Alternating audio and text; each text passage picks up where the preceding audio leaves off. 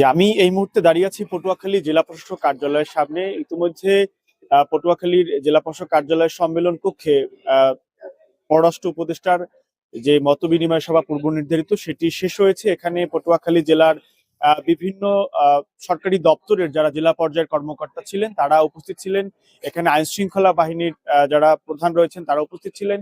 এখানে বিভিন্ন গোয়েন্দা সংস্থার সংশ্লিষ্টরা উপস্থিত ছিলেন। আমরা দেখছি ইতিমধ্যে জেলা প্রশাসক কার্যালয় থেকে পররাষ্ট্র উপদেষ্টা তিনি তারা যে সভাটি করে বের হয়েছেন এবং তারা যাচ্ছেন। আমরা আজ এই সভায় মূলত নির্বাচনের যে সার্বিক প্রস্তুতির বিভিন্ন বিষয়গুলো নিয়ে আজ আলোচনা হয়েছে এবং এখানে বেশ কিছু বিষয় নিয়ে আলোচনায় উঠে এসেছে। তার মধ্যে ছিল যে পটুয়াখালীর যে প্রত্যন্ত দ্বীপ এবং চর এলাকাগুলো যেখানে নির্বাচনের পরিবেশ আইন শৃঙ্খলা সহ ভোটের সার্বিক ব্যবস্থাপনা নিয়ে এখানে বিস্তারিত আলোচনা হয়েছে। আরেকটি বিষয় হচ্ছে এখানে পররাষ্ট্র উপদেষ্টা তিনি বেশ কিছু বিষয় নিশ্চিত করেছেন আমাদের, সেটি হচ্ছে যে গণভোট নিয়ে কেন সরকার এর পক্ষে হ্যাঁ ভোট দেওয়ার জন্য মানুষকে উদ্বুদ্ধ করছেন এবং কেন তারা কথা বলছেন এটি নিয়েও কিন্তু কথা বলেছেন। আমরা এখানে দেখছি যে পররাষ্ট্র উপদেষ্টা তিনি সাংবাদিকদের সাথে কথা বলবেন। আমরা সরাসরি পররাষ্ট্র উপদেষ্টা মহোদয়ের সাথে আমরা যুক্ত করে নিচ্ছি। আমাদের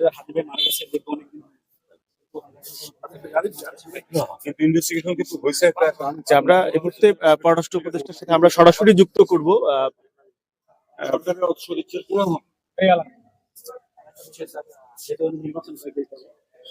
আশা করি এ বিষয়ে আপনারা অবশ্যই সুস্থ যেন হয় সে বিষয়ে অবশ্যই নির্বাচন যাতে সুষ্ঠু হয় এই জন্যই তো আমাদের এই দুটো এবং যেন গণভোটে যেন জনগণ তাদের ইচ্ছার উপরে, কিন্তু তাদেরকে আমাদের বলতে হবে যে এই কারণে আপনারা আপনারা তো পরিবর্তন চান, অবশ্যই পরিবর্তনের জন্য এতগুলো ছেলে মেয়ে জীবন দিয়েছে। যেখানে প্রতিনিধির সাথে কথা বলছে আমাদের পটুয়াখালী জেলায় বর্তমান যে স্যার আছে জেলা প্রশাসক তার নেতৃত্বে ইনশাআল্লাহ আমাদের পটুয়াখালীতে গন্ডগোল না হবে যেন কোনো অবস্থাতেই গন্ডগোলের পক্ষে না যায়।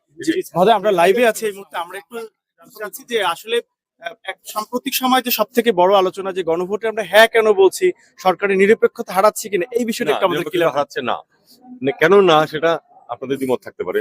আমি আমার মতটা এবং সরকারের মতটা বলি, সেটা হলো যে আমাদের সরকারটা কিন্তু একটা ওই অন্যান্য সরকারের মতো না, অন্তর্বর্তী সরকার। তার মানে দুটোর মাঝখানে একটা টেম্পোরারি সরকার।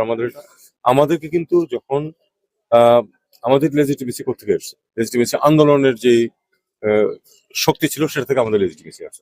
প্রত্যেক সরকারের কিন্তু একটা লেজিটিমেসি লাগে, আমাদের লেজিটিমেসি সেখান থেকে এসছে এবং তাদের প্রত্যাশা কি পরিবর্তন, সেই পরিবর্তনের পক্ষে আমরা এই এবং বিস্তৃত আলোচনার মাধ্যমে কিন্তু এই ইয়াটা এসছে, যে এই সমাধানটা এসছে যে এর ভিত্তিতে হ্যাঁ অথবা না।